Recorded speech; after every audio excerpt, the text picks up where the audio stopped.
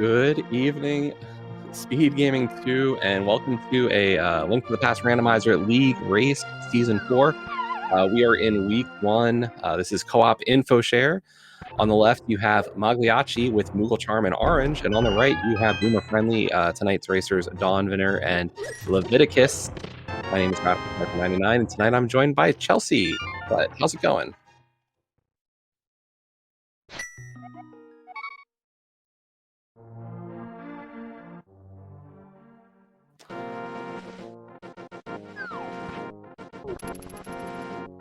Well, this is co-op info share. So co-op info share all dungeons. So the two runners for each team are in a voice call together.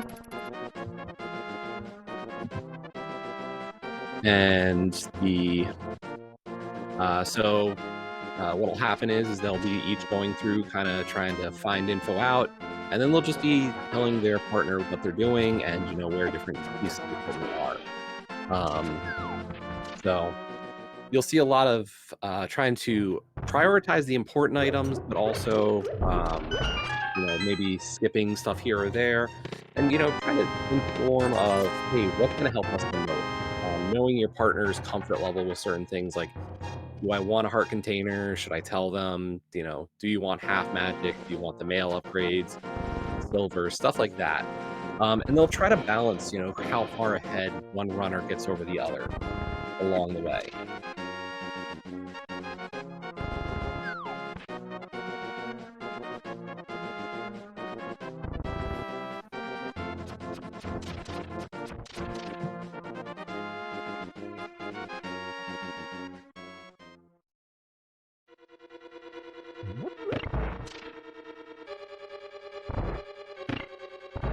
So it appears we are experiencing a little bit of a technical difficulty right now. We're working on trying to fix this all up.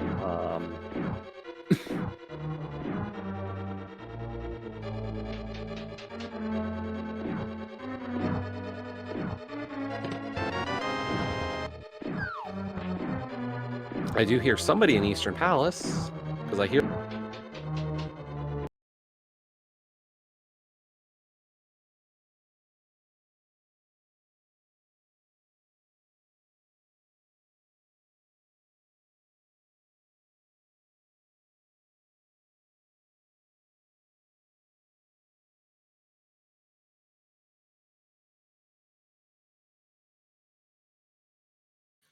And we do have video again.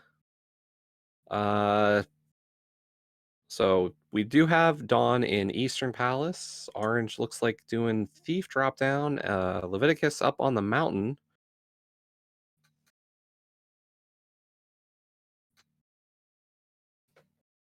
So still trying to figure everything out, but we'll definitely keep everybody aware on what's happening. Oh, here we go. So I did just see that mirror out of, I guess it was Alina's cave, actually, on Moogle's side. Meanwhile, Dawn is going through Eastern, Leviticus going up Death Mountain. We have Orange in Lost Woods, and Moogle, just having gotten that mirror, I believe, is heading back into Pacrico Village. Looks like getting some bombs before heading to the possibly South Shore, possibly the mountain. I'm not sure what exactly info-wise could be going for just yet.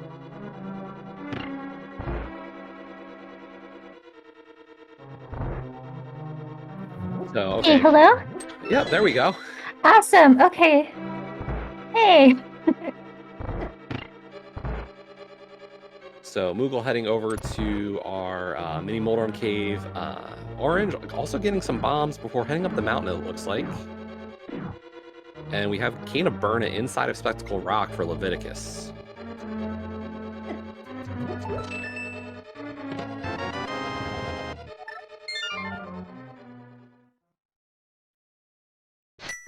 So I didn't notice anything all progression-wise inside of Eastern Palace yet. Kind of a risky play, unfortunately not really giving out much at this point. Meanwhile, Mini Moldorm Cave, usually a good spot. We get a couple of heart containers, a little bit of money. Yeah, just a little bit more money.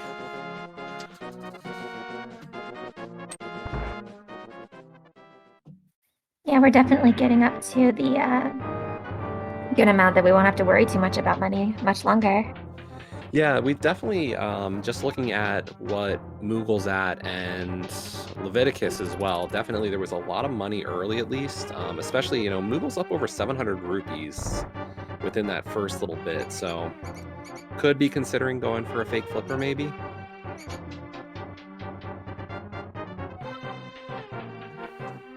But it appears I buried the lead as Orange did find the hammer.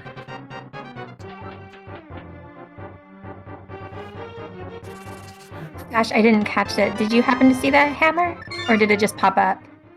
On the tracker, yes. I didn't see where it was, though. I'm guessing this might have been mountain play of some... No. Yeah, it had to have been, I guess, because Orange or Moogle did rush the mountain for not too much after I believe Orange was there, so...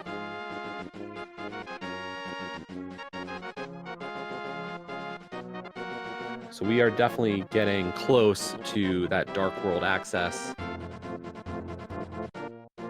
But yes, this is week 1 of the Link to the Past Randomizer League co-op info share. So what happens is each team will have 2 runners.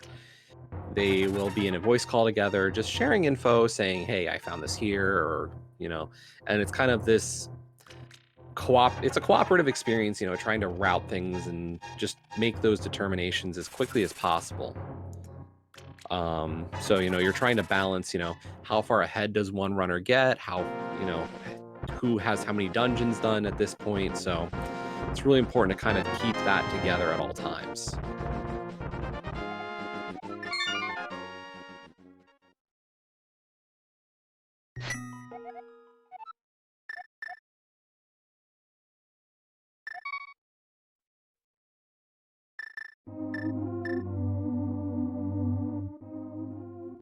So, but Moogle having that mirror is really going to work nicely here.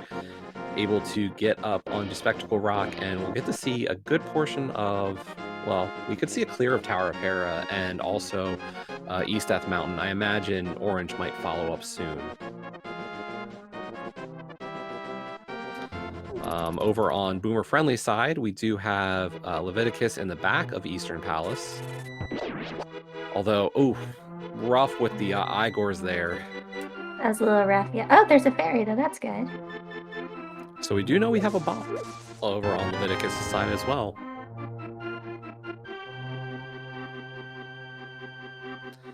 And so far out of Tower of Hera, we did get the big key and the small key.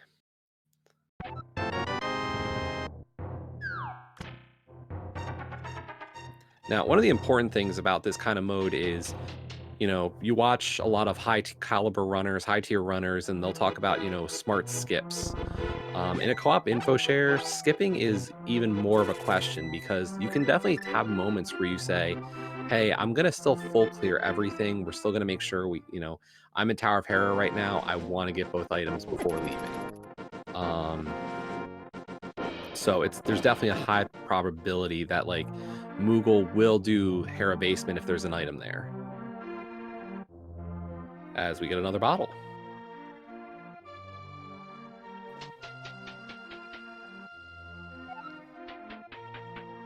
Meanwhile, Leviticus does take down Armos Knights, and that is crystal number 1 over on Boomer Friendly side. Meanwhile, Moogle is about to head up to face off with Moldorm, and Orange is heading into Eastern Palace as well.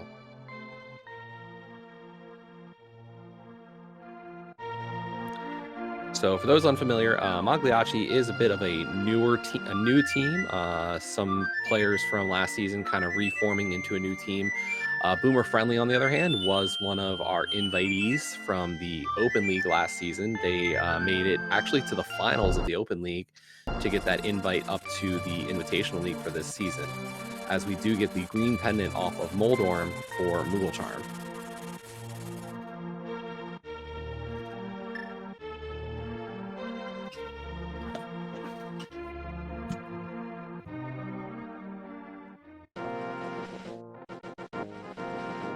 I just missed it. Did you happen to see what was in Nagina's cave? That was where our mirror was, if I'm not mistaken. So Leviticus is actually heading right back up the mountain.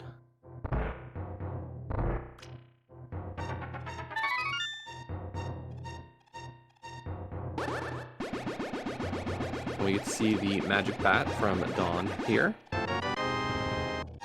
Oh, that's where our bow was. Okay.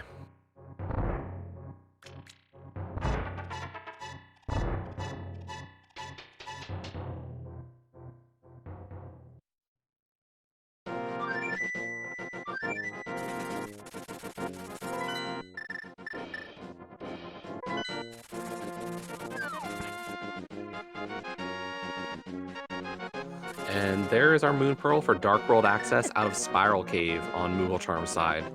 Moogle is going to clear up the rest of Paradox Cave, but then I have to imagine we're going to start seeing just full out onto Dark World.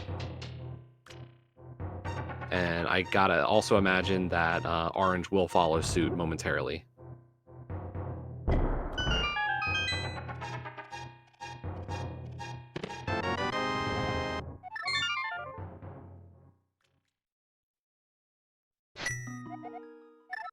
Yeah, and Moogle down to just one bomb and is going to buy the heart and the bombs. I love the buying of the bombs. Like, that's great game knowledge to know that's a shop right there. You don't see this a lot in Rando. But also buying the heart, you know, definitely, oh, bad on the block push, unfortunately. Gonna have to walk out and back in.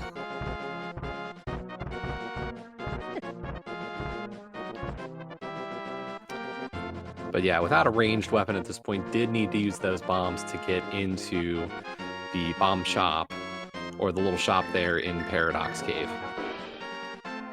Yeah, until I watched Rando, I had no idea that there was even a bomb shop there. Yeah, it doesn't come up too frequently. I think the only time we really see it, as we do get that quick look at that Dark World map, I did believe I saw a pendant up at Skull Woods, but I did miss some of the rest as we get Bombos Medallion. Some more money, and what do you know? Some more money.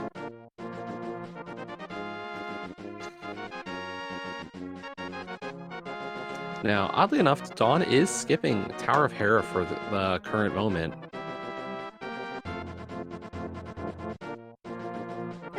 Oh, letting Leviticus kind of finish off Hera for the moment. So this is kind of where these plays come into play, you know.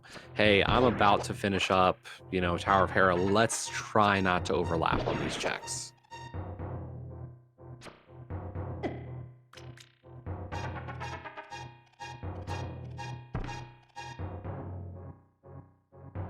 But that is a green pendant now for Leviticus. So at this point, you know, on Mogliacci's side, we each have one dungeon, whereas on Boomer Friendly, Leviticus up to 2 dungeons, Dawn down, but still at 0 dungeons. Not a big deal here, but one of the things you really, you know, when you're talking to your partner, one of the things you keep in mind is, hey, how many dungeons do you have? What dungeons do I have? You know, you don't want to get out of balance. And, oh man, Dawn taking a death there from, oh, and there goes their fairy for Dawn now.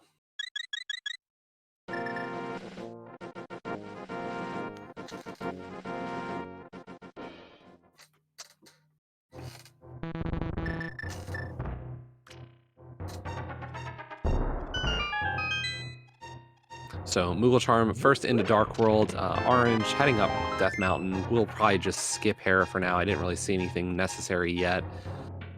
And there's our confirmation on the I did see Thieves Town is a pendant, but really hard to kind of catch those maps when the runners are just that fast about it. Half magic out of Hype Cave, that's really nice, as well as the flippers, great finds. Yes, Pod, Thieves are some pendants, so as well as Hera was our green pendant, and then we did have a red crystal Eastern Palace and a red crystal Ice Palace.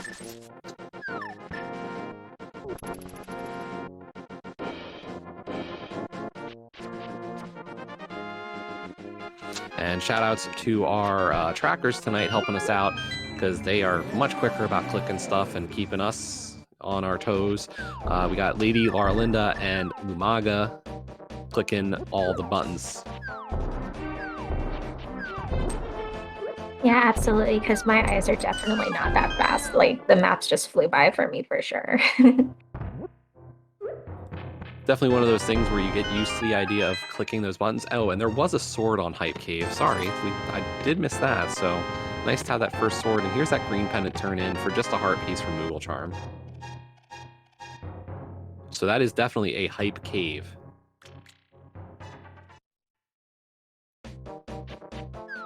And it looks like everybody is burning their fairies today. The game is just not playing nice. Yeah, and this wow. is what... Oh, sorry. Oh no, I was just going to say that orange is still only at 3 hearts, and that's going to be really rough going into the dark world already. Yeah, this is definitely one of the hard parts, you know. Moogle Charm heading, you know, certain directions is going to find the pieces or find the containers. Typically, the runner who does a lot more overworld checks or some of those denser areas, like Moogle's now into Piles of Darkness, which definitely has a lot of items, could very likely get containers and pieces and get those hearts, whereas Orange is kind of maybe hitting one-offs and won't see them for a little while longer.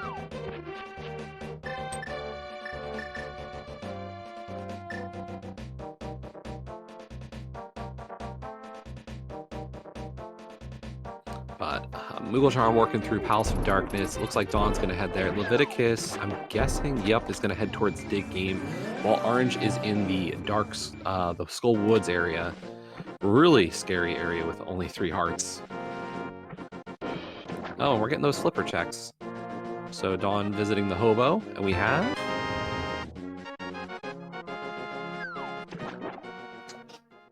Oh, single arrow. I was like... That almost looked like a rod or a hook shot, but no, that's just 1 arrow. Definitely not worth a lot to us.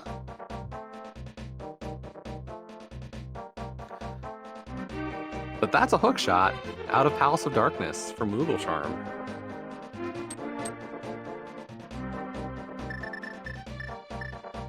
Yeah, that's definitely a great find. Like, finding the flippers and the mirror and the hook shot, does that make you think, like, that early swamp is going to be more lucrative, personally? Yeah, I mean, at this point, you know, you always are hoping to find... The big thing that's going to block a lot later is myths, but at this point, early Swamp Palace, it's a dense dungeon, and you don't feel as bad about having to full clear it early.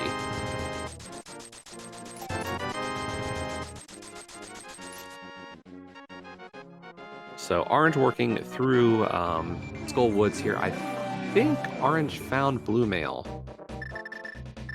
because only took 1 heart from that Gibdo, and Gibdos are usually 2 hearts of damage, so definitely some nice safety for Orange at this point. And the Titan's Mitts, okay.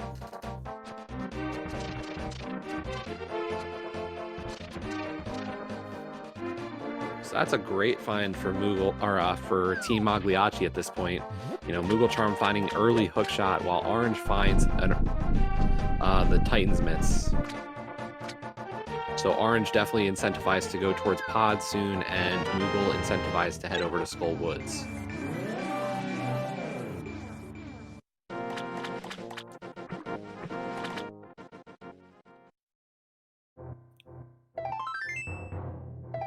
As we do get a look at Bumper Ledge, nothing there.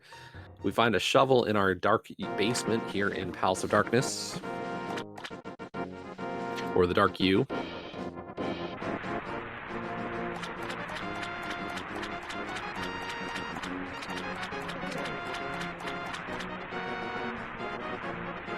Just a piece of heart on the Zora ledge. Yeah, with all that early money, it's definitely a nice play. Very interesting, kind of seeing some of the operating principles of these two teams as Moogle Charm does find a second sword now. Team Mogliacci kind of focusing in on the dungeon checks, while Team Boomer Friendly kind of focusing a little bit more on overworld, as that's a huge find for Dawn and Boomer Friendly with the boots, while Leviticus did get our second medallion with the Ether medallion off of Pyramid Ledge. So while Moogle and Orange on Mogliacci are finding a lot of progression items that are definitely required, those boots are really going to help a lot.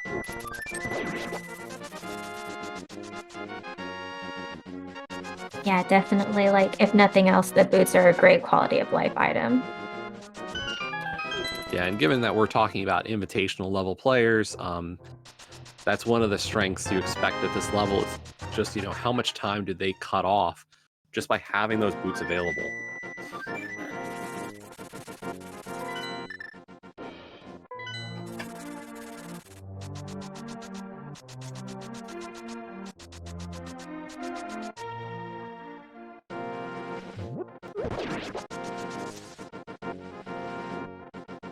And yes, as being pointed out in chat, one of the things that's helped for Boomer Friendly here is just that having of all the extra money.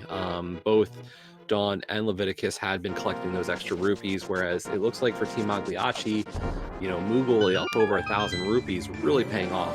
Will be easily able to afford Zort, whereas Orange sitting at only about 300 rupees at this point. So gonna have to do a little bit of work. Hopefully finds those extra rupees.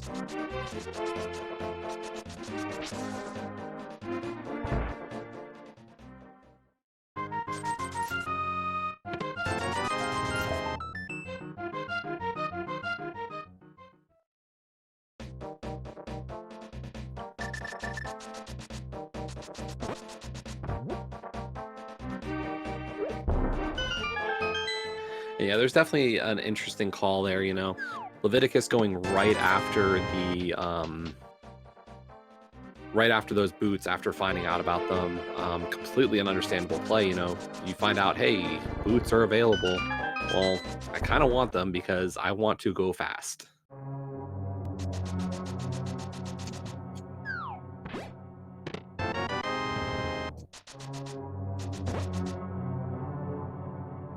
But Moogle taking down King Helmasaur.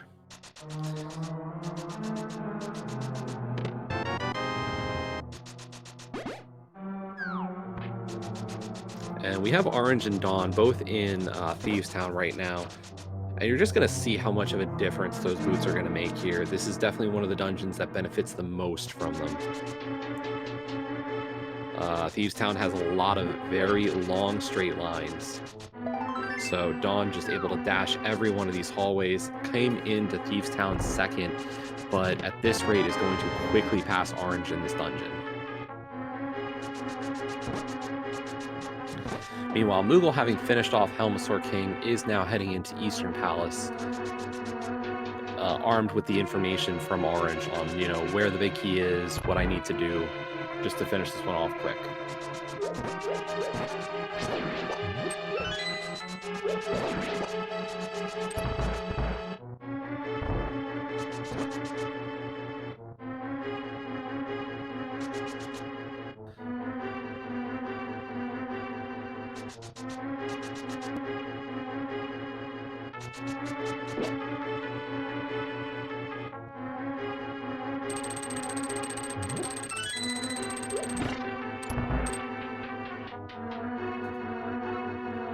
So Orange just a little bit ahead still in Thieves Town, but Dawn just about to dash, like just a room behind at this point. Meanwhile, Moogle Charm cleaning up Eastern, and Leviticus is heading into Pod. So one of the big pieces of info here is the fact that Orange does know where those bits are and has given that information to Moogle Charm, so definitely a lot of incentive to head to the front of Skull Woods. And I don't think we've really seen anything else of value yet out of Thieves.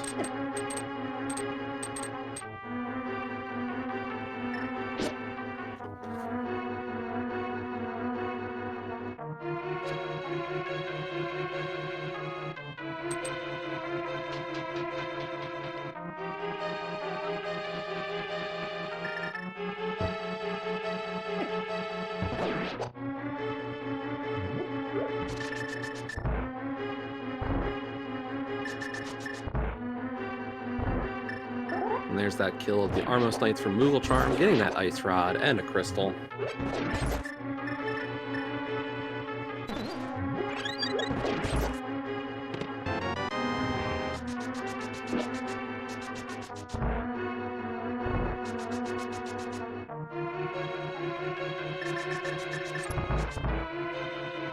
I'm being told we do have a Samaria. I have not seen it.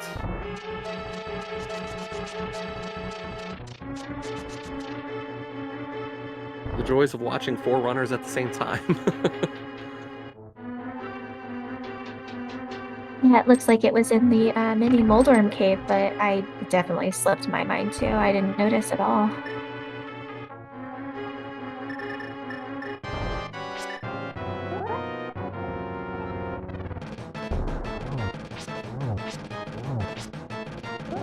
Okay, thank you, Iron Zephyr.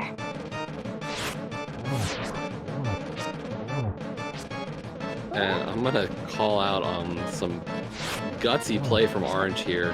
No sword and just saying, hammer blind, I don't care.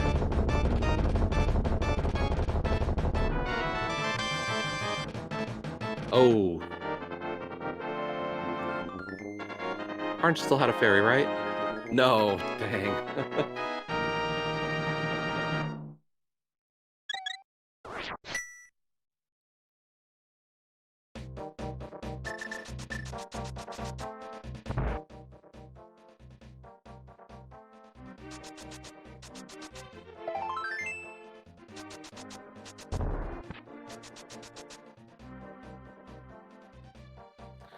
So, and this is that point for Orange where, you know, realizing, hey, I don't have the sword, it's one item, I'll skip it for now, I can get that pendant later. Knows where a couple of swords are at this point, so easy to head back at a different time. There we go. The Cane of Samara was on the digging, courtesy of Orange. And Moogle Charm heading straight into Ice Palace, so Moogle does have that Bombos medallion, and I have to believe probably is heading in with Cane of Samaria as well.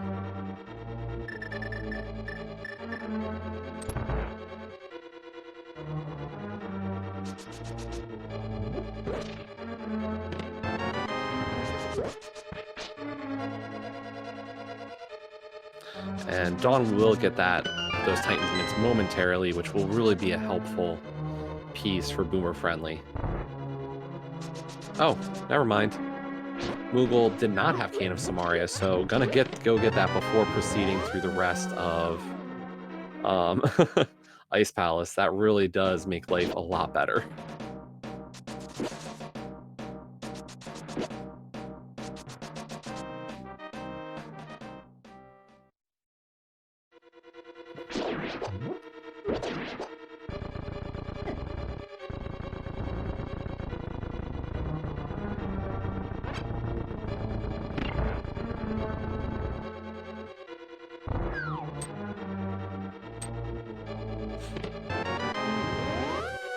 Yeah, I'm not sure if it's necessarily the quicker play to go get Samaria, but just from a routing perspective, Samaria really does help Ice, just from the fact that you can avoid an Ice Palace bomb jump and just all the rest of the weird back and forth of that dungeon.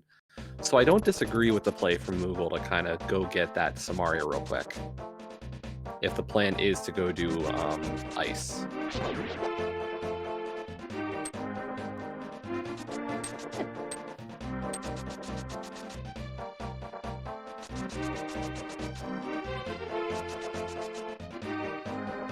And yeah, so I am surprised that Moogle Charm isn't considering also possibly doing Swamp Palace. Neither of our runners going for that yet, or none of our runners going there. I think Orange is going for Hookshot in particular here in Palace of Darkness. So I understand. Oh, here's a problem though. Orange is low on money.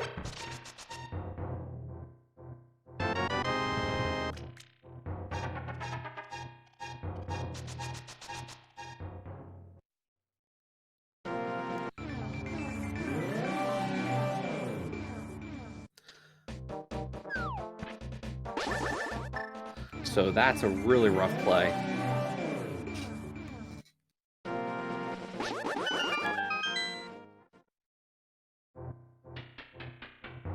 But given Orange's decision here, I wonder if this is knowledge of where those rupees are that we were talking about earlier that we have missed.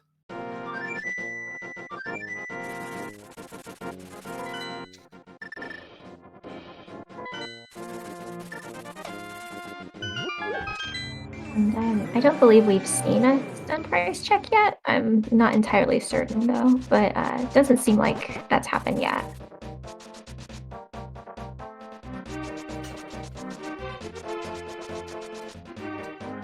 Yeah, curious play right now on Team Mogliacci, unfortunately. I think that rupee situation has definitely caused some, I don't want to call it panic, but definitely just one of those, oh my gosh, what do I do kind of moments.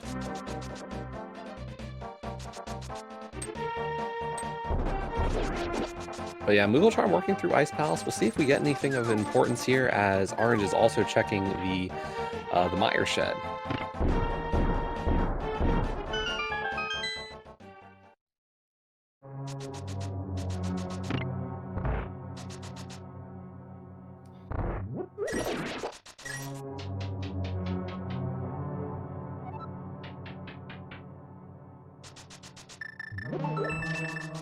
And really the big difference at this point is going to be those boots. The longer Team Boomer Friendly has boots in this case, the more it just will help them. You know, that's just easier routing or just easier movement in general. Absolutely, like especially even in Ice Palace, like trying to control yourself on that is going to be kind of tricky and a little obnoxious. And we're going to see it pay more dividends here as Orange finding out that Desert Palace is boots locked. So those boots are super required in this scene.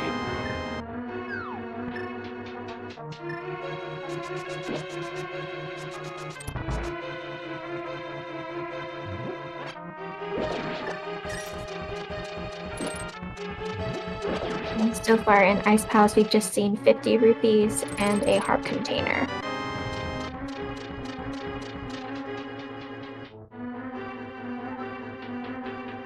And we are about to get, oh, there's our silver arrows and checkerboard cave for Orange.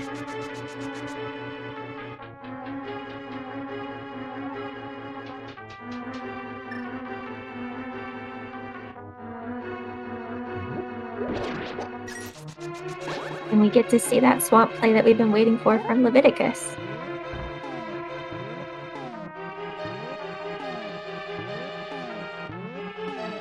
Yeah, I really think there's going to be something here at this point.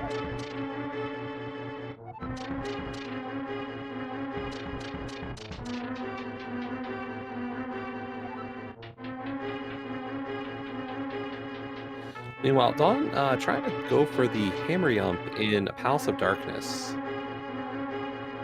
Just trying to save that key instead of having to go get the extra one.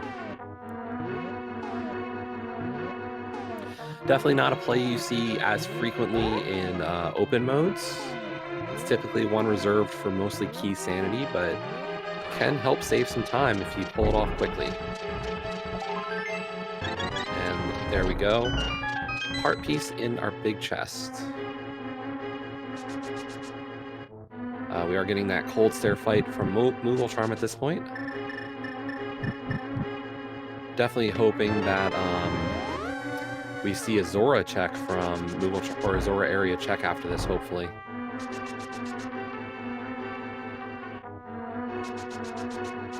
But nice fight there from Mooglecharm, taking down Cold Stare.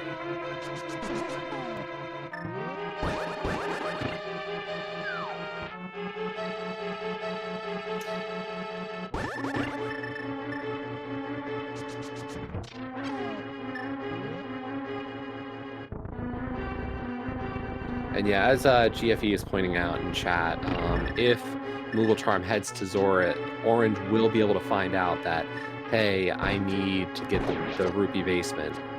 Although Mooglecharm did just flute, and this could be the Swamp Palace play for Mooglecharm, so still a little bit of a delay on possibly finding out about the boots on Zora. this one's definitely going to compound a bit further. Every minute that Boomer Friendly has those boots is just more time to kind of, just build a lead or, make more checks per minute.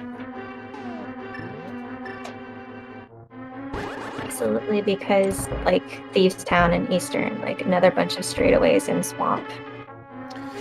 Yeah, and we know that Desert Palace is very much locked by those boots. So, if there's a progression item, while Team Mogliacci found a lot of dungeon progression early, getting those mids, getting that hook shot, finding silvers, which is nice. At this point, it wouldn't be surprising to find out that maybe our boots is locking the fire rod.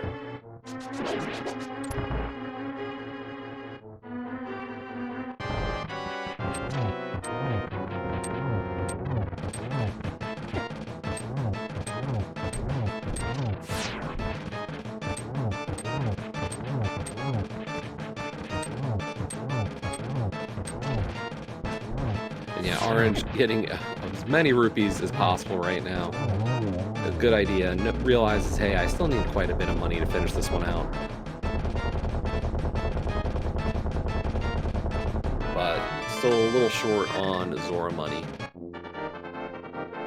And actually, we are a Fire Rod and Quake Medallion from Go Mode, aren't we? Yeah, from knowing where everything is. That's all we need.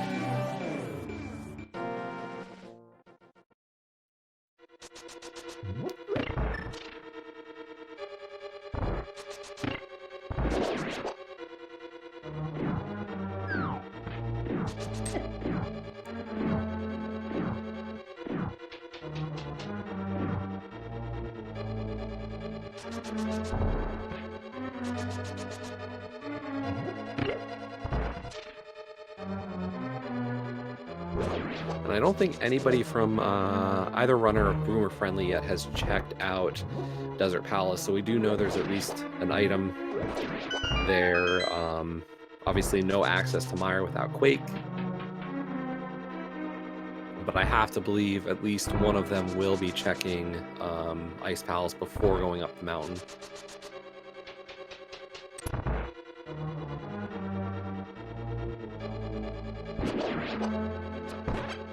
And that does look like a tempered sword on Dawn's side. I missed where that sword was.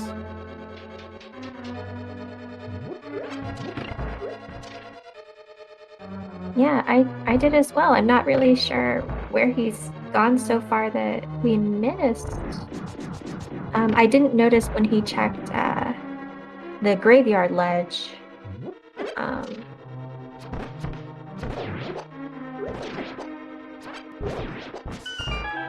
It could be that one of the swords, or there might have been a sword in Pod? Because Orange is now on Master Sword as well.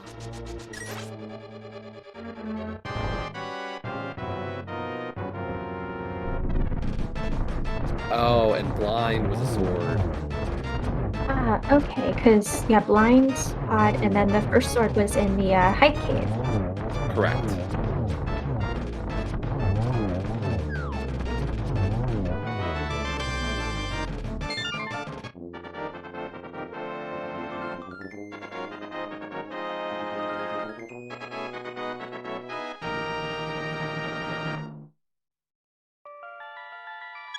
But yes, this is all dungeons, so not only do you need to do all your crystals, you need to do all your pendants, Aga 1 and Aga 2, before killing Ganon in this. So a lot of stuff you got to do to finish this out.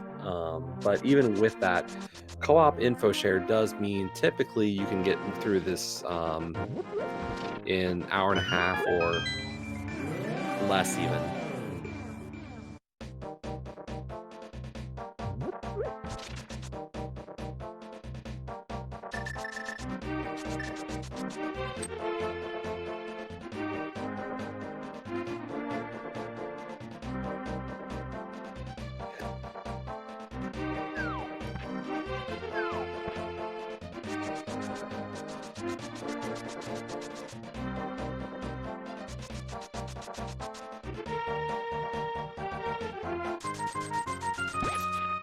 So Orange is going to head up to Dark Death Mountain at this point, so we're going to get a lot of new information.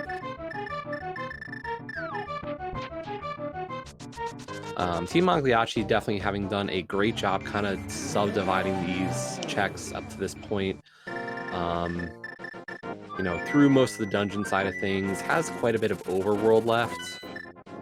As we get the big bomb check from Moogle Charm.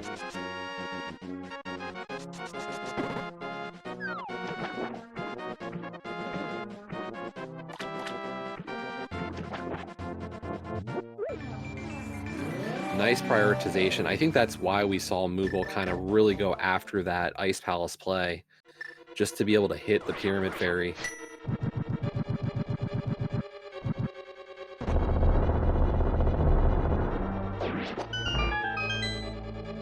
Hopefully they'll lead into Catfish and then go into the Zora area, because I'm not sure if they'll get any closer than this.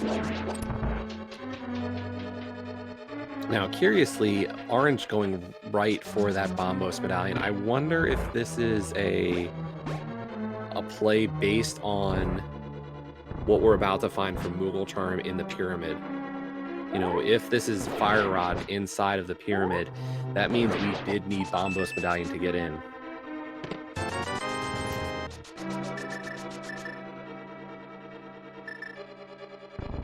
And nope, just arrows.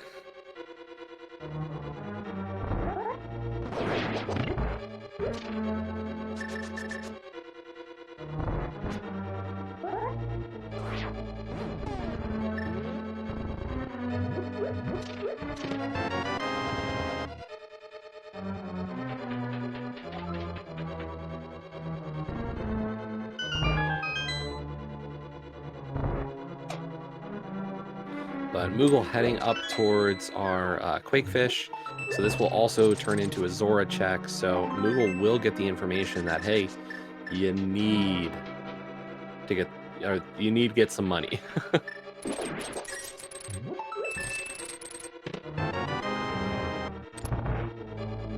And we are getting Hookshot Cave from Orange.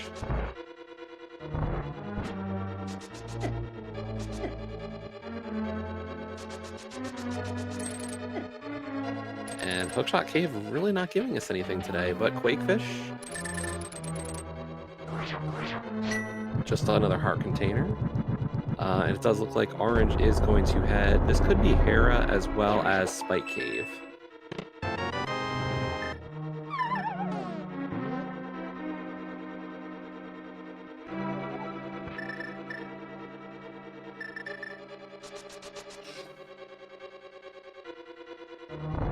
And this really does kind of highlight, you know, looking at Team Mogliacci, Moogle, you know, already up to a full row of hearts. Orange just up to 6 now. This is kind of what happens when you get into these style races where, you know, one runner just seems to hit the health, the other runner just seems to not. Luckily, Orange has found both of our armor upgrades, but, you know, definitely a little scarier being only at 6 hearts this far into a race.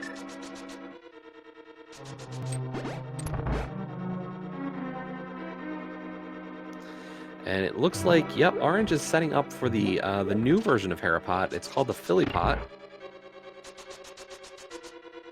Not as pixel perfect as the normal Harapot, but not getting it, unfortunately. It is a little bit more forgiving. There we go, Orange picking that up.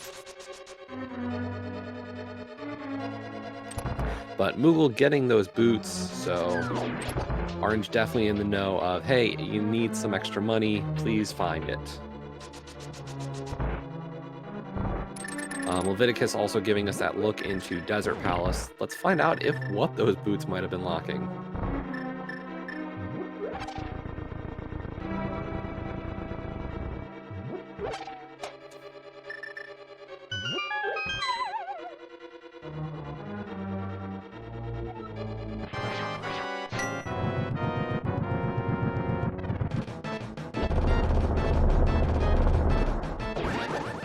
Yeah, the best way to describe the Philly Pot is it's Harapot, but instead of needing a very, very precise position for the bomb, or for the bomb is still pretty precise, but your position afterwards is actually a much wider range, so you see less pause buffering than you would for a normal Herapod.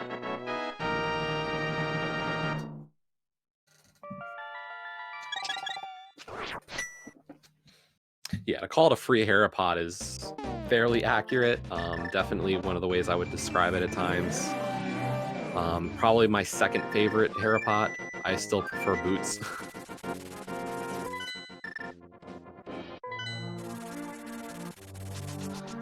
Orange heading into Spec Rock for the, I think this was Cane of Burna.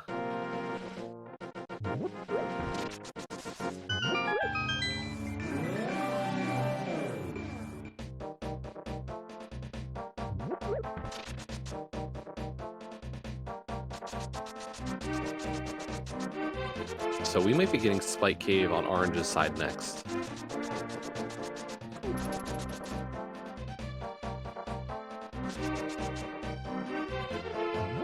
I'm really liking how they're kind of divvying up Moogle Charm and Orange. Like, they've been doing pretty well to covering a lot of ground.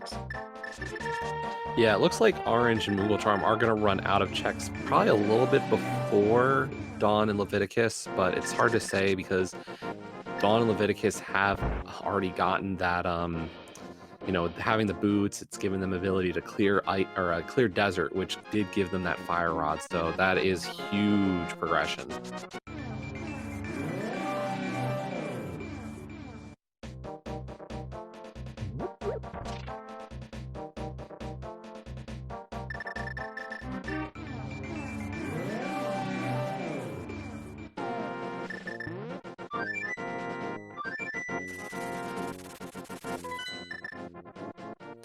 And Orange just got over that 500 rupee requirement, so I think we're going to get some boots.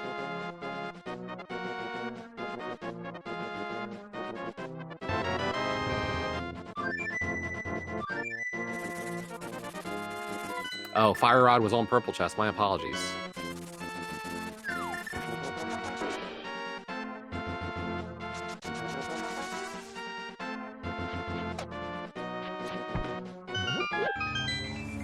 We did get to see the spot that was just 10 arrows, I believe.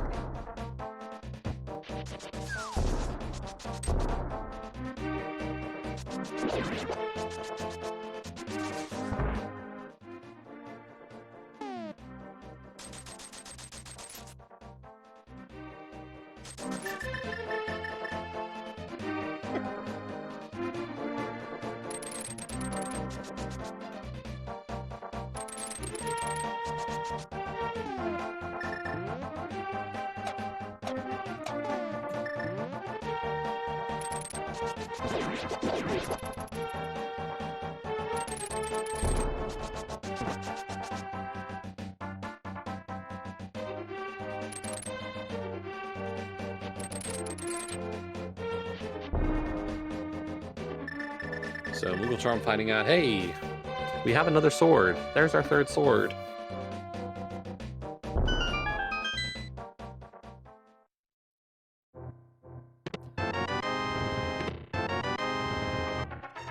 But I believe Ether Medallion was our entry into Turtle Rock, so at this point I think there is a high likelihood that our Go mode is in Turtle Rock at this point for that Quake Medallion. Question is, who's going to make the play there first?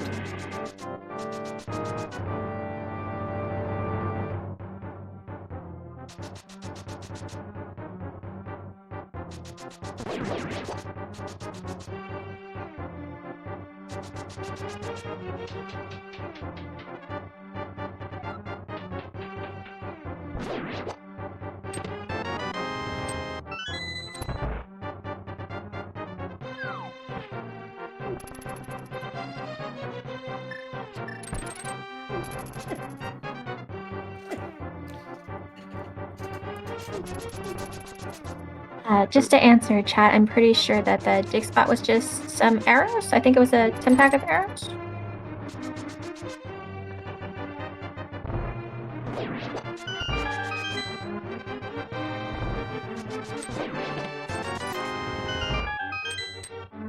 Yeah, I think the question of, why is Dawn not going up the mountain for TR at this point, having all that equipment?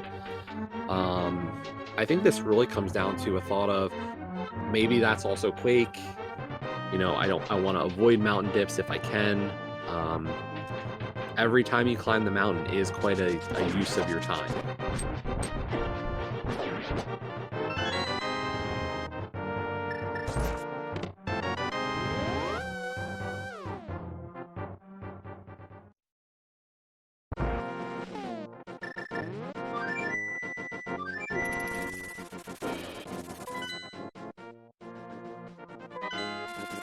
And there we go. So Dawn heading up the mountain now.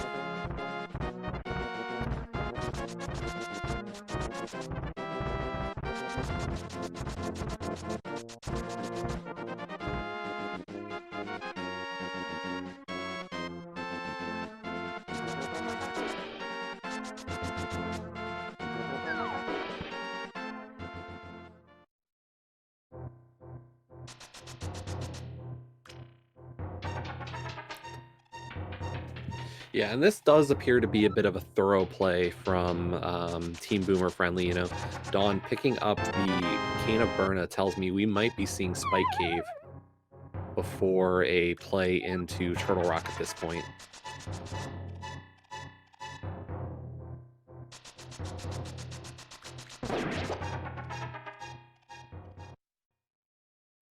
Meanwhile, Moogle picking up that fire rod, heading straight to Skull Woods. So at this point, looking at the two sides, Moogle Charm up to 6 dungeons cleared, same as Leviticus over on Boomer Friendly. Different 6, but still relatively in line with each other. Whereas Dawn and Orange both at 4 dungeons apiece. Really tight race overall, even with that boots advantage that Boomer Friendly had for a long time.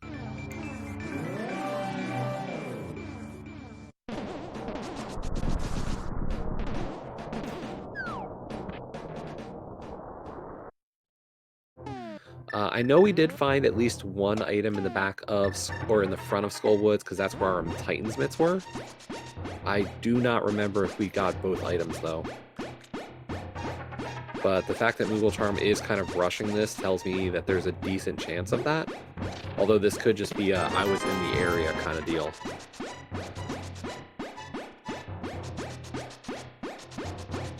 My brain is telling me that maybe we found a piece of heart as the other item in Skull Woods, but I could be mixing things up a little bit.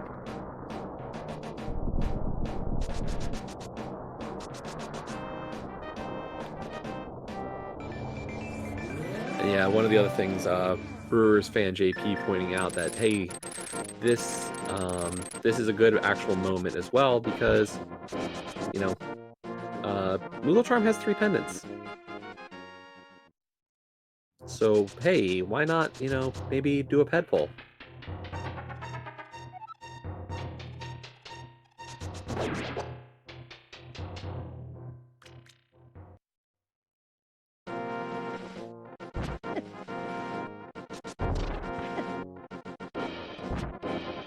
Which we are getting also from Leviticus.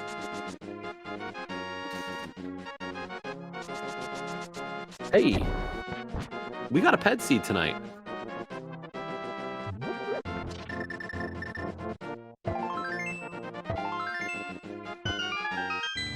And yeah, that's gonna be go mode.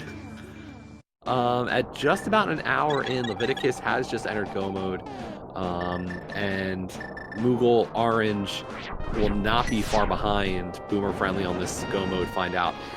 And this is actually really interesting in that it saves Moogle and Orange from probably having to make a climb up Death Mountain for TR early.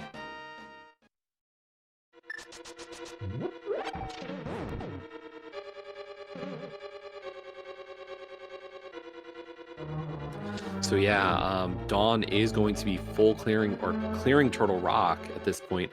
Have to leave the mountain and have to immediately go back up the mountain eventually for GT. So this really is, this is the kind of reason, like this is the kind of luck or unluck, bad luck that you kind of experience sometimes in these races.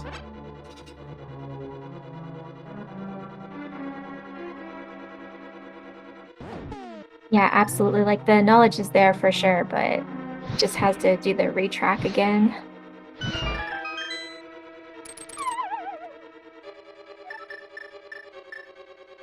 And the kind of, the unsung or the unstated bigger issue here is looking at dungeon counts. At this point, Dawn is up to 4 dungeons while Leviticus has cleared 7. Meanwhile, same on the other side, it's 7 and 5 for Mogliacci, and at this point they're in go mode, and Moogle's the one routing out Meyer. So while Moogle is kind of working through more dungeons, Moogle is going to take the longer work of routing a dungeon, and Orange is kind of playing catch-up mode. Whereas at this point, Dawn is working through a dungeon that neither runner has seen and is also down in the dungeon count. And this is one of the big elements of effective co-op play is, can I make sure that the person who's behind in dungeon count can catch up a little bit?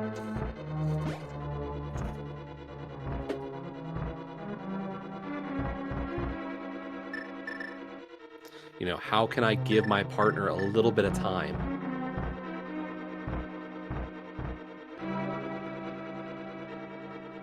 Because at the end of the day, these races come down to average time. Both runners need to finish, and as soon as everybody's done, it's an average time between you and your partner. Lowest average wins.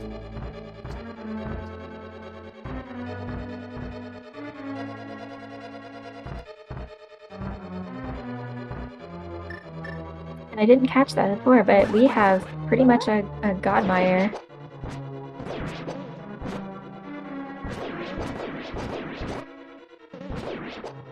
One thing I'm kind of surprised by is Moogle Charm didn't pick up the silver arrows before heading into Meyer. I just realized Moogle Charm is not on silver arrows.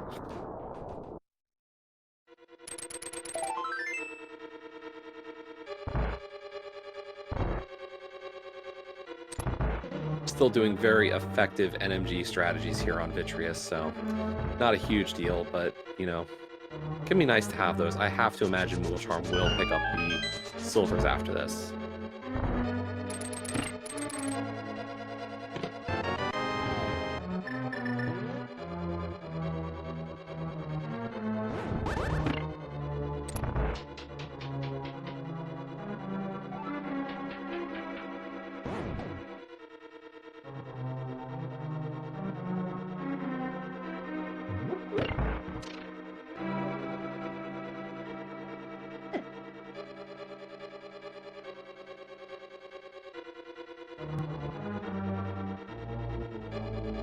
And Moogle's still not going for those silver arrows. I am shocked.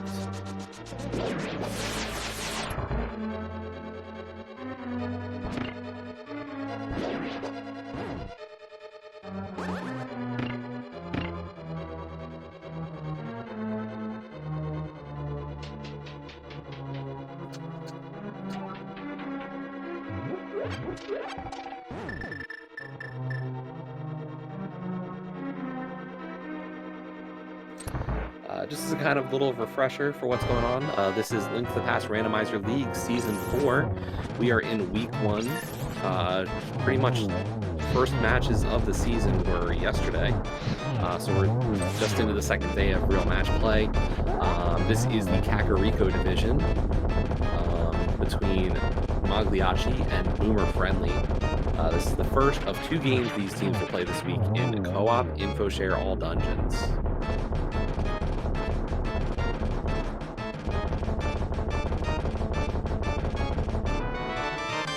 Down goes Trinex for Dawn for their 5th dungeon.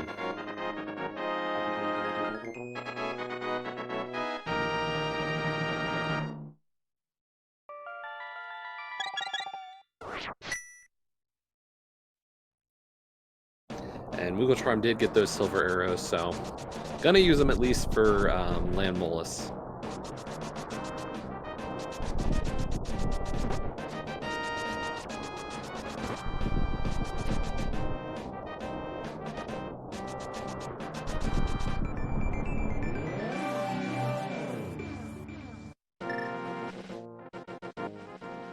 Okay, this makes a lot more sense than I gave it credit for earlier. Dawn having to go to Tower of Hera, knowing that it's a pedestal seed, did have to head here for the Hera, the pendant here at Tower of Hera.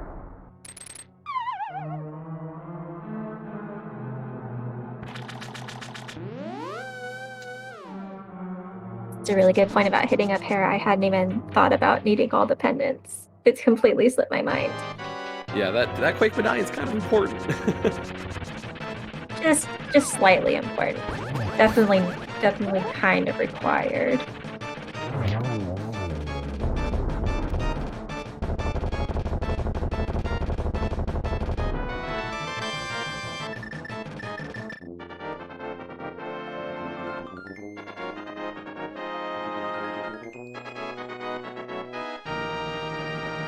Yes, it does appear that Orange has cleared Skullwoods and is going for Swamp now.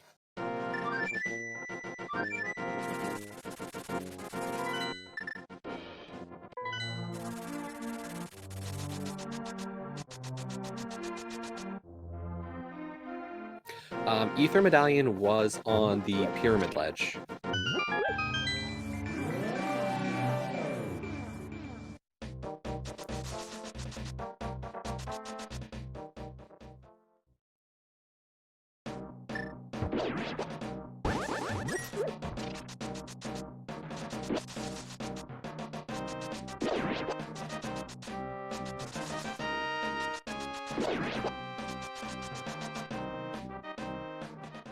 But at this point, Moogle Charm, I think, is Moogle Charm just down to Turtle Rock? Because I don't think Moogle would have gone up the mountain if...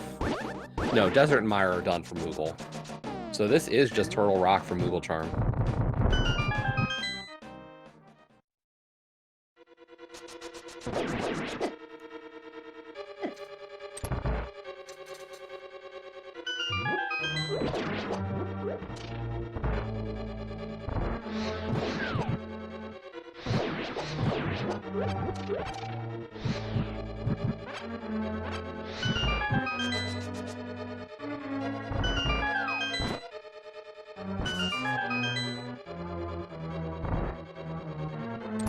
So this is dungeon number 8 for Orange, dungeon number 7 for Dawn, Leviticus, and Moogle Charm, both on their final dungeon before GT, and of course Aga Tower before Ganon. So we're starting to near the late stages of this race. I'd say looks like Mogliacci has a little bit of an advantage, but it's still really close. Yeah, absolutely. It's extremely close, like maybe a minute and a half because of, well, no, because the animation just ended, so barely any time at all. Just get to enjoy a nice auto scroller.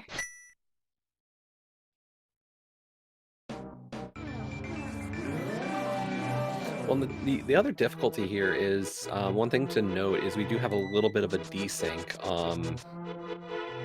It looks like Moogle Charm is about 30 seconds behind Orange and Dawn. At least in terms of Moogle Charm's timer.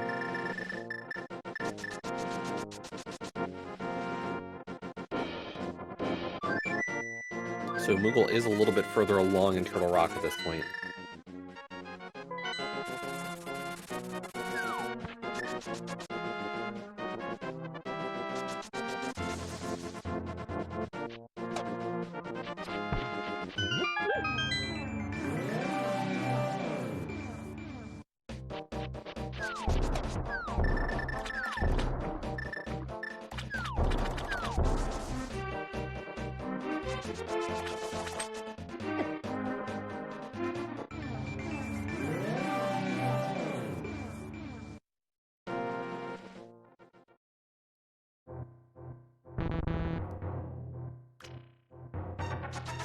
Of course, the other thing that Orange still has to do is get over to Pyramid Ledge for that Ether, or no, that was Bombos. Where was Ether?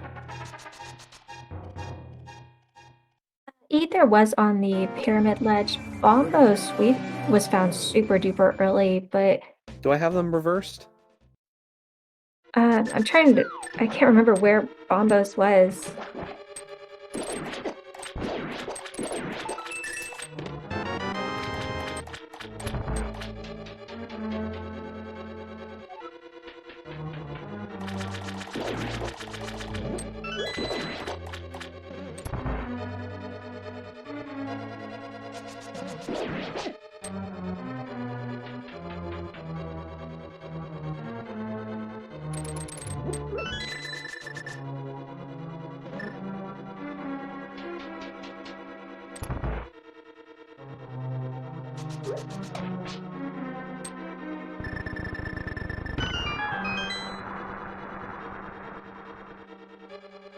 And Orange, unfortunately, forgetting about that big key in Misery Mire, having to go back for it now. Luckily, it was a pretty nice mire.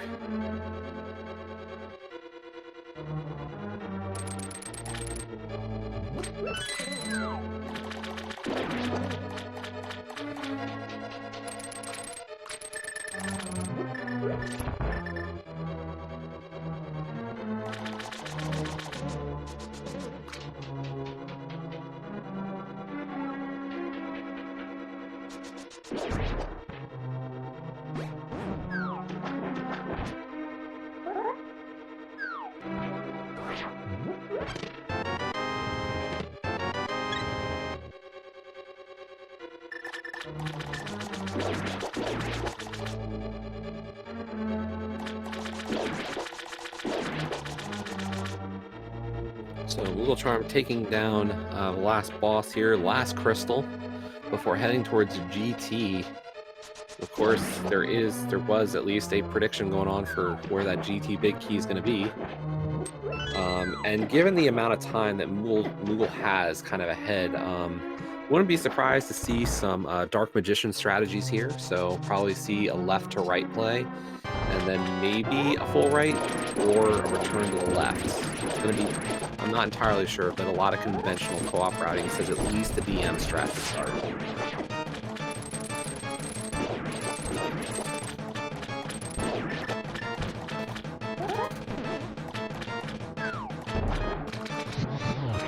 We are starting to get some numbers in chat. Radical, what number do you tend to go for the big key?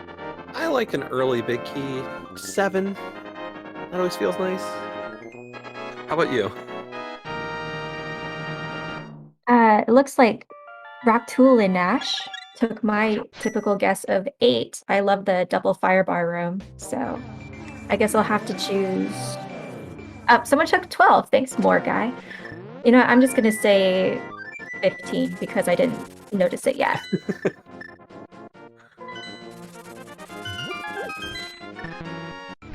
So Mooglecharm heading left first in this case. I think this goes back to that idea. We're gonna see a DM play. We're gonna see we're gonna see this Stalfos room and then head for a right side play.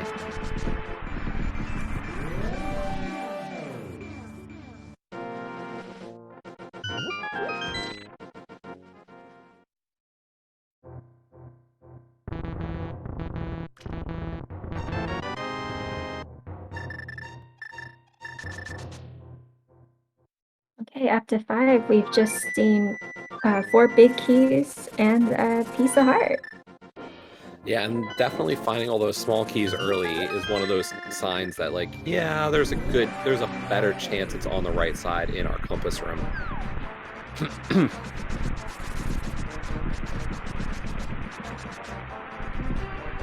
And yes, in terms of the prediction and all that stuff for GT Big Key, we are going with Moogle, as Moogle was first into GT.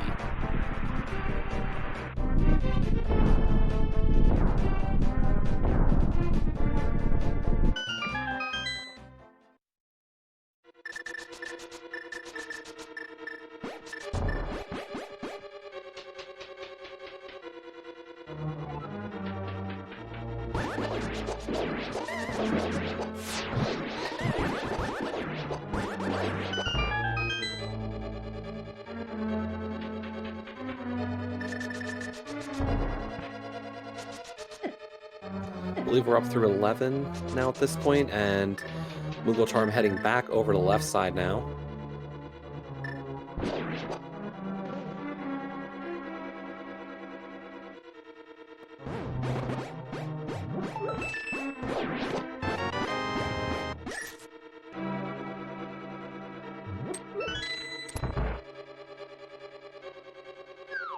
And really nice to get that Butter Sword for Mooglecharm.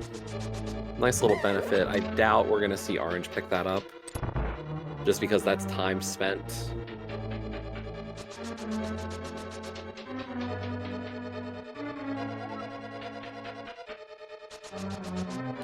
Yeah, at this point, you know, Orange versus Dawn is the big question. I don't know if one of them has a big lead. Mooglecharm does have a bit of a lead over Leviticus. So in terms of how these averages are going to play out, it's going to be really interesting.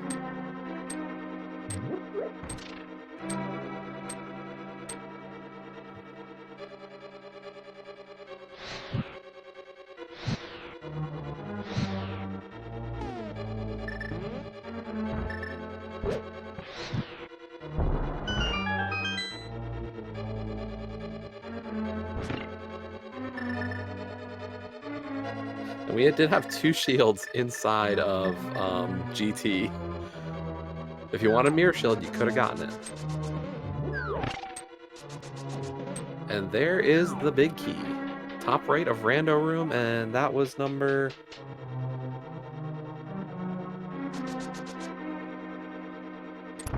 Was it 15 or 16? I think it was 16.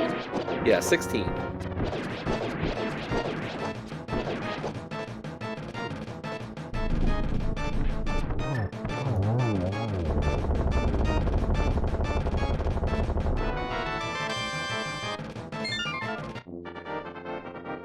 And Dawn has taken down Vitreous for crystal number 6. Leviticus about to get that big key not too far from now. And Mooglecharm beginning the climb. While Orange is into the back half, or right about the middle of Turtle Rock at this point. It looks like the closest without going over was the Vern with chest number 13. So GG.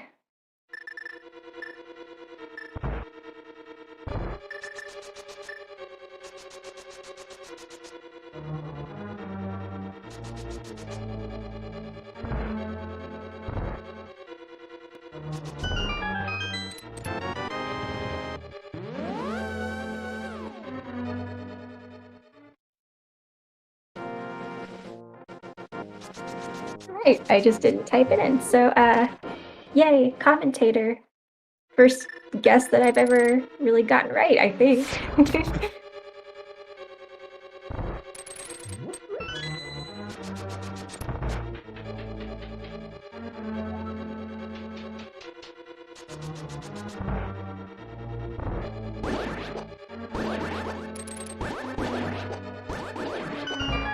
Mooglecharm into land mode 2 now. Has those silvers. Easy fight. 1, 2, 3. They are all dead. While Leviticus beginning the climb as well. Meanwhile, Orange into the back, the dark maze of Turtle Rock. And Dawn just about to land Molus. So Dawn and Orange just about to get their last crystals. And their teammates making that climb.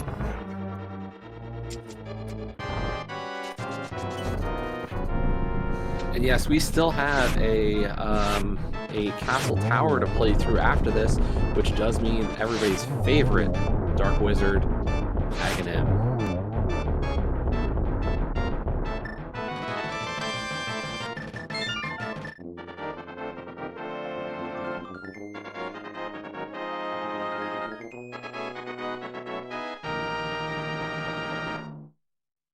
Actually like to see as few blue balls as possible, since it was, I mean, it's not that big of a deal when it's a pet seed and it's all dungeons, but just kind of cut a little bit of slack.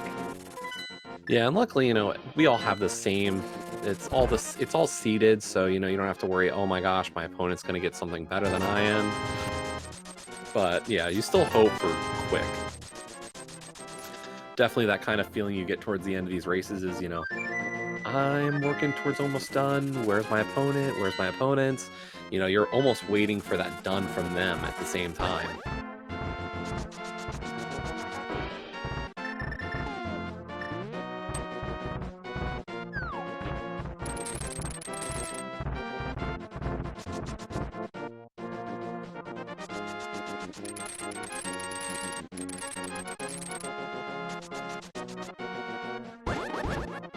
So yeah, and the really good thing, you know, as much as we dislike having to do Castle Tower, wow, that was a nice double from Mogliacci there.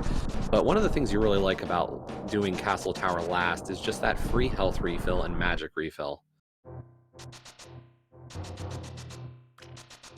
And Aga 2 not playing nice here. These patterns really not helping out. But down goes Aga 2 for Mogliacci. All that's left now is Castle Tower before we can get that Ganon kill.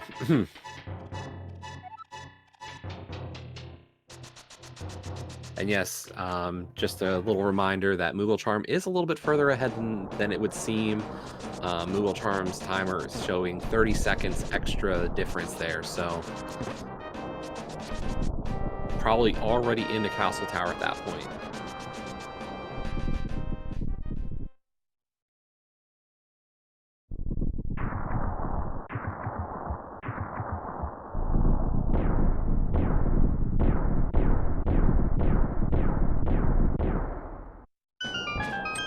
Yeah, we're just about probably a 4.5, max like 5 minutes climb, and then maybe a minute and a half, 2 minutes, and we'll have some nice blue bacon.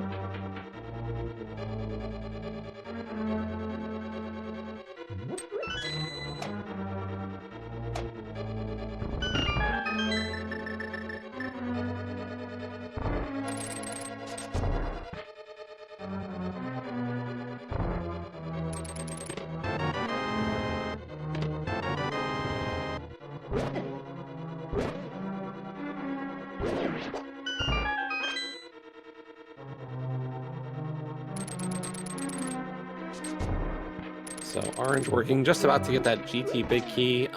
Dawn not too far behind at this point, as Mogliacci works through Aga Tower, and Leviticus is taking down Aga 2 as we speak.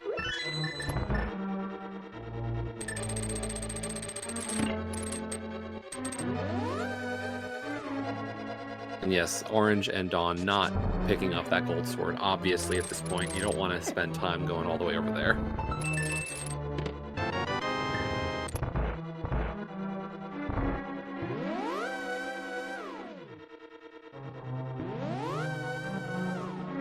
I don't know, the scientist in me says, you know, blue does mean it's actually really, really hot as well, so.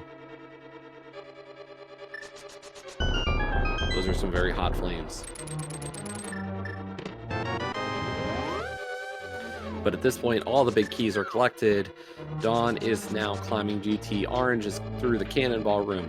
Leviticus into Castle Tower, and Mogliacci just about to fight Aga. At this point, it does look like Team Mogliacci does have a bit of an advantage on both sides of this race. So it's really just about closing this one out.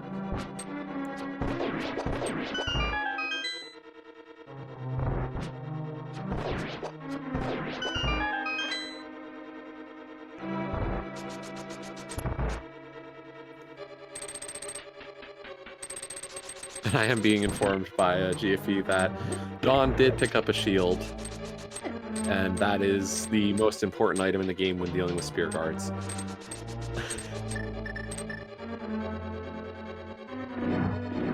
I mean, sometimes it does help. You're not wrong.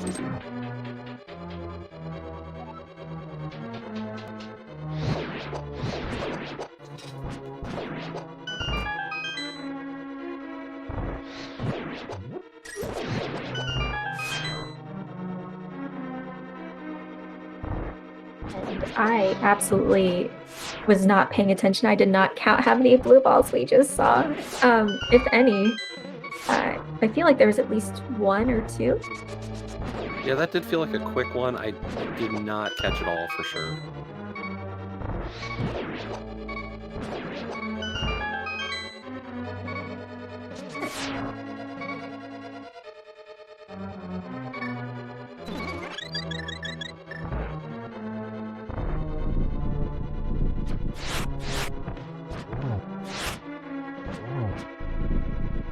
This is game one between these two teams. They will play a second time this week. That match is currently scheduled for Wednesday night.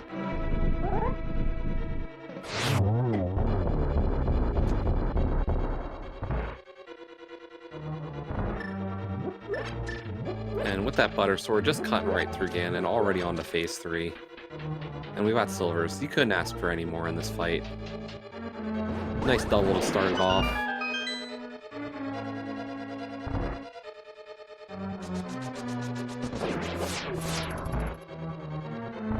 And there we go. Down goes Ganon for Moogle Charm.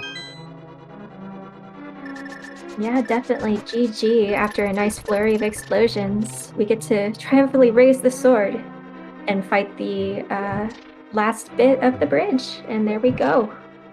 So Moogle Charm finishing first overall in this race with an official race time.gg time of 1:26:44.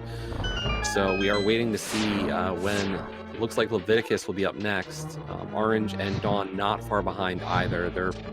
It's all really, really close at this point. But looking at, once again, this is about average times. So not just who finishes first, but the average of your team.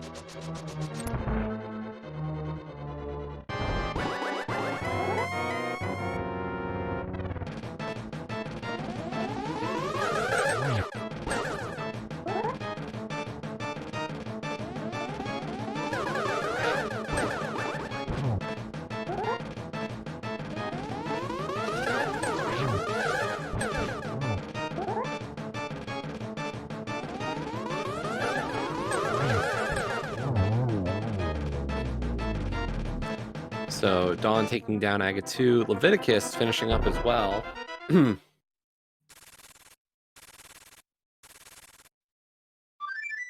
So Leviticus is going to finish this race second, and we'll get that time to you.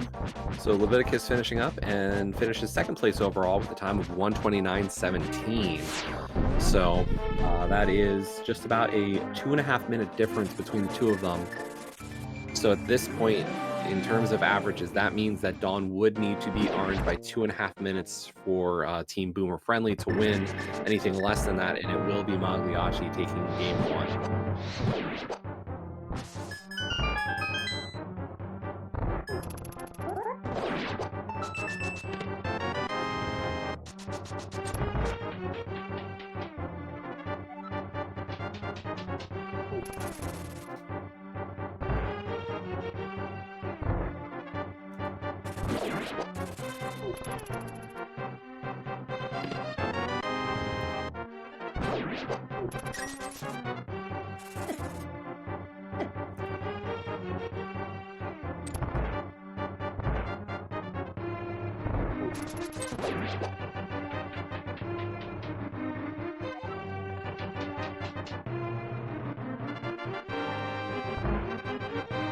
So at this point, Dawn and Orange going through Aga Tower.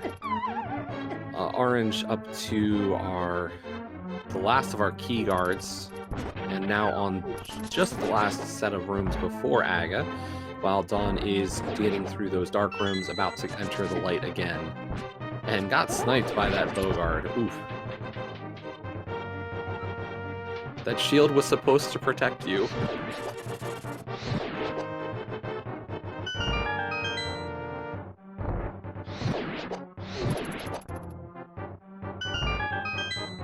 Moogle, Charm, and Orange both got that hook speed off of the dace that Zelda's on right now. I think that that's really fun to watch to see how far they can get close to the curtain before they have to fight.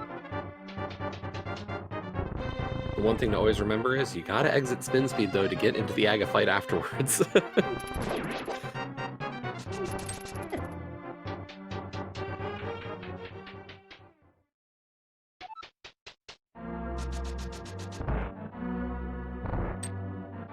So Orange into the Aga fight, Dawn right behind.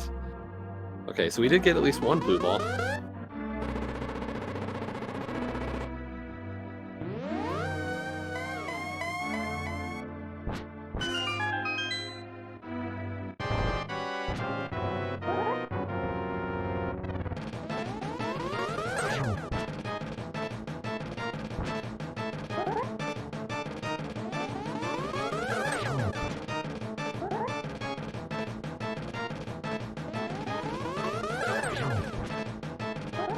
And down goes Aga for Orange. So just that Ganon fight left.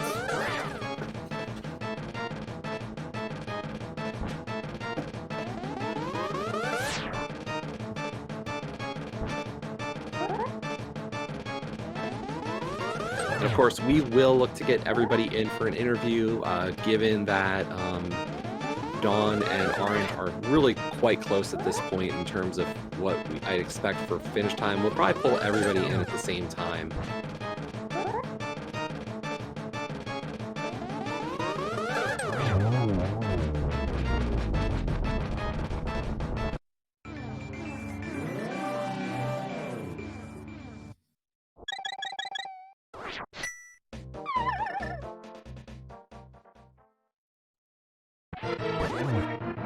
Yeah, really, we're down. It's less than a minute difference between Orange and Dawn, so Orange on to phase 3, now phase 4. There's our first silver. And Orange is going to wait down here, try to set up for that triple, and I think we're going to see it.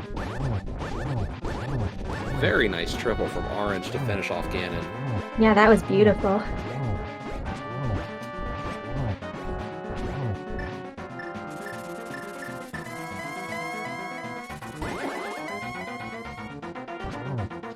And with that, Orange finishes 3rd place overall with a racetime.gg time of 1:33.48. And with that, that seals that the win for Team Mogliacci here in their first game of the season. GG's for Team Mogliacci. And as I said, we're going to wait just a moment to be able to get everybody in. It's really just that close. As Dawn also takes down Ganon and just has to cross that bridge, and we're all done with this race. So get those GGs in chat for all of our runners as Dawn Veneer finishes with a racetime.gg time of 1:34.38. And with that, let's see if we can get everybody in for an interview.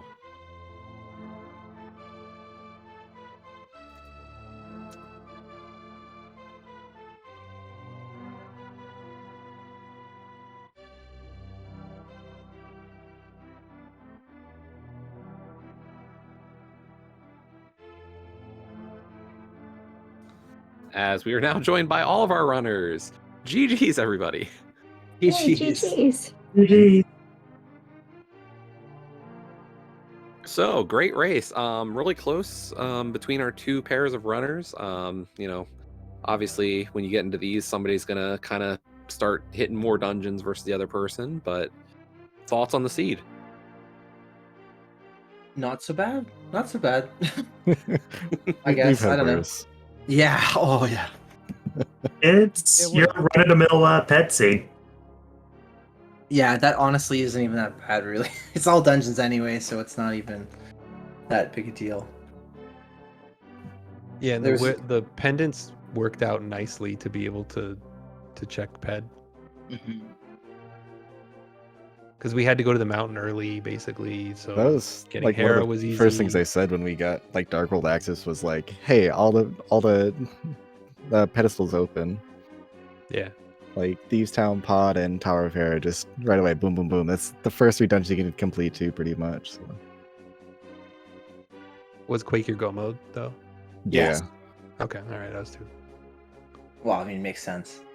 Luckily, Yeah. like, so I got my fire rod from Purple Chest, immediately beeline for Skull Woods, Yeah, same. completed it, then checked Ped. So Yep, It made the most sense. it did. Yeah. Yeah, considering that you got access to all the items needed to clear Pod really early, you could do Hera as soon as you escorted the old man. And Thieves Town is always going to be clearable when you get into Dark World. Well, that's- Save for exceptionally bad seeds, so That's assuming you checked the Genix Cave for mirror before you went up the mountain, which we did not. Which is unfortunate, but it happens. We've had a streak of progression in Aginas in our practices, and now this race too. It's actually wild. and Magic Bat. Oh yeah, and match. That's right. I fully forgot. Ugh, just whatever. It happens.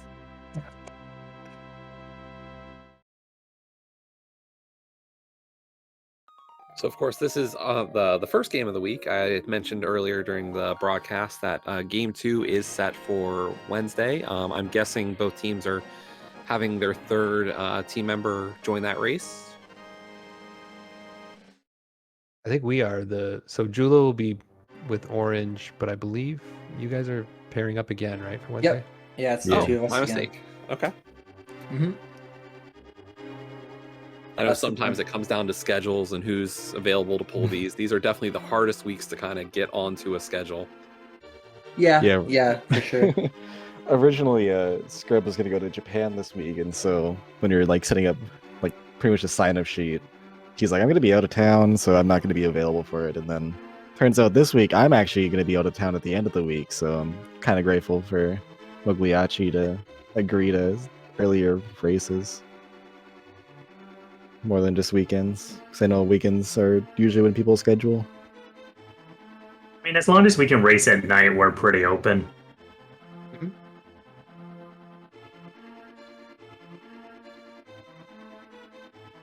Yeah, so obviously, we're into the start of the season. It's always early to kind of think about those things down the line, but any particular modes you're looking forward to during the season? Spoiler mode probably. That was really fun when we played it in open Spoiler last mode. season. Yeah, Let's spoiler co-op go is to- actually super fun. I don't even play. I just pilot. I'm piloting both weeks for that, and I love it. It's actually really fun. Me and Gamma are in the finals. I love Spoiler Week.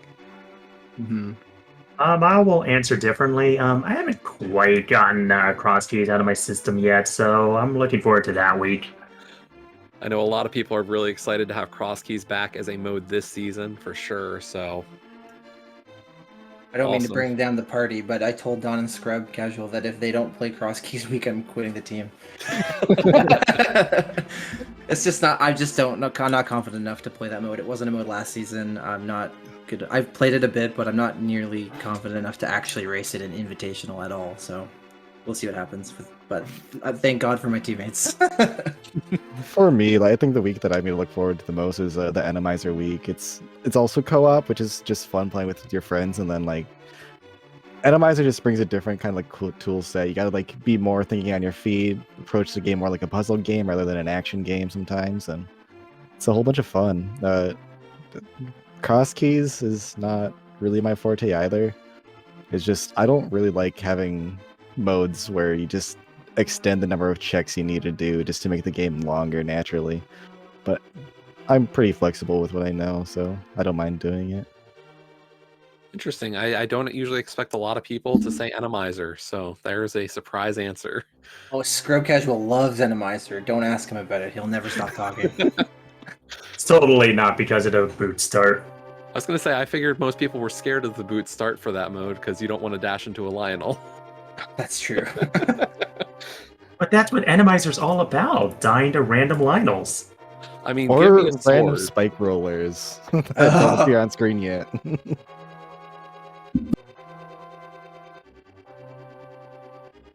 Yes, I do see a lot of people mentioning Mogliacci in the finals of that pilot spoiler tourney, so...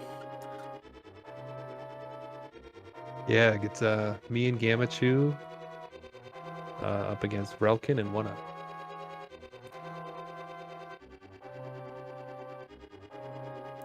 It's always fun making Gamma go on like 3 heart. We did 3 heart cold stare the other day. Oh boy.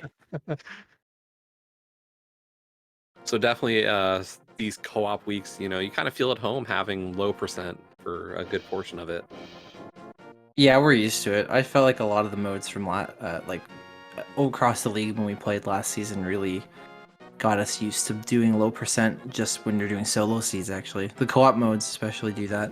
It's really good practice for, like, I mean, in this seed, I think Orange was the one that was on my sort of logic track where we just had 3 to 4 hearts for like 30 minutes or something. Green Mail 3-4 hearts. That was great. I mean, it wasn't that bad because I've played co-op last year and I'm kind of used to it now. But like, that's kind of scary. Well, you're right that we both were probably on 4 hearts, but I was on red mail. I never got the red mail, and I actually went out of my way to go to Mini Moldorm to pick up 2 full hearts because I just didn't want to be on 5 hearts anymore. I almost did that. Yeah, I just But- didn't want. I didn't want to die in pods, so I just got them. But a death to a boss kind of threw everything out the window. It's like, okay, now I'm going to be significantly behind. I got to throw caution to the wind. Yeah. Yeah, I was going to say, especially given there was a sword on that one, definitely not probably one of your... definitely not a good feeling there. But still a strong run from all of our runners tonight. Yeah, I felt like my execution was pretty on point for a lot of it. I made a lot of bonehead mistakes, but I haven't played in a while, so I'll forgive myself this time, I guess. Yeah, I'm breaking in a new controller. I just got a few new controllers in the mail today, so I was just trying to get something new out. Awesome. I was pretty shaky at the start, but then once I got broken in, I was able to, you know, play my normal game, even clutch out a safety burner. Yeah. So I guess any final thoughts on this one? Any questions from Chelsea here? Not really. Just I was really happy to be able to do my first comm, watch all these runners that I've watched multiple times. So I had a lot of fun, and I thought everyone did a really great job. It was a great race.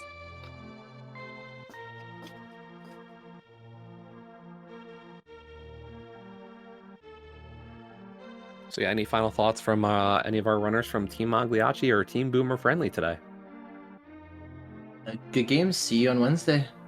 See you on Wednesday. We plan to tie it up, but also I want to shout out all the people who voted 2-0 for Boomer Friendly in the League Pick'em thing. I'm sorry we let you down, all 13% of you. But we'll try to make it up, and hopefully we won't let down the 1-1ers as well. Hold Yeah, it. I was actually kind of nervous. See about this the because numbers now? Don showed it to me. I don't know how he found it. it But... only showed the worst picks, the very least picked ones Oh, for really? each match. Yeah. Oh, wow. Well, Think of it this way: we're playing for extra points in the fantasy league. yeah, that's fair. I mean, Yeah. honestly, I was just honored that even 13% of people thought we were going to sweep, so that's awesome. Thank you guys, anyone who did that. I almost yeah. didn't make it even to this race. There was a tornado warning in my area, so Oh man. glad we didn't have to substitute or reschedule. So I almost had to sub in Julo for this one because my ISP decided to not cooperate until about 10 minutes before the Sahasrapad invite. Oh my god. Well, better luck on Wednesday for everybody, hopefully. Right. good weather, good ISPs. So, but I believe that is going to do it for us tonight. Once again, do make sure to give all of our runners a follow from both teams. Put on a great show. And of course, we will see we'll see 3 of the 4 of them back for Wednesday, as well as getting Julo Ninja in for Team Mogliacci. And of course, we have a whole mess of races going on all week and for the next few months, honestly, as Link to the Past Randomizer League is just getting underway. This is only week 1 of a 7-week regular season, and of course, leading into the playoffs. So we've got a long way to go. So make sure to tune in to all of the Speed Gaming channels to catch plenty of Link to the Past Randomizer racing throughout. And of course, make sure to also give a follow to my co-commentator Chelsea, as well as our trackers Lady Laura Linda and Lumaga. But with that, we're going to be shutting it down here. Hopefully all you have a great rest of your night, and see you all for the next race. Yeah, GG everybody. Yeah, GG, you guys. GG's.